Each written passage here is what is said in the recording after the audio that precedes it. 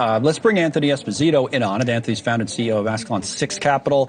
As we break it down further, just remind our audience there's a news conference any moment now in Minnesota. The state of Minnesota is suing the Trump administration over its immigration operations. We assume that will be what we hear more about at this news conference. We're going to carry that live. Anthony, the reason I think you can, give us your point of view, this is a big story, is not, how it affects markets. Didn't have much effect on the stock market today. I know gold was at a record. The bigger issue for me is that no matter what happens with the Powell investigation, that when you're trying to add people, whether it's to the chairman's role or just a governor or anything at the Fed, that you might have a hard time convincing people to do it if this is the environment they're going to do it in. What would you say?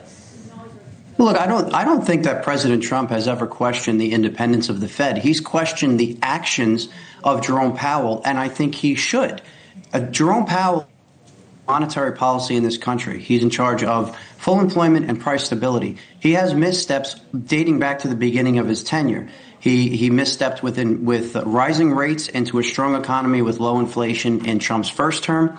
Then he slashed 175 basis points at the behest of Joe Biden as COVID was hitting, went from 175 to basically zero within 10 days, mind you. Then he jacked rates up as inflation started to spike and created a regional bank crisis, 2021, 2022, and then had a politicized 50 basis point cut heading into the election, clearly to be supportive, or you can make a strong argument to be supportive of Kamala Harris. So I think Jerome Powell should be worried about his performance and not necessarily the president of the United States. I get that. And that you certainly, as someone in the market, you're going to say, all right, yeah, and you have every right to have that point of view. And a lot of people agree with you, by the way.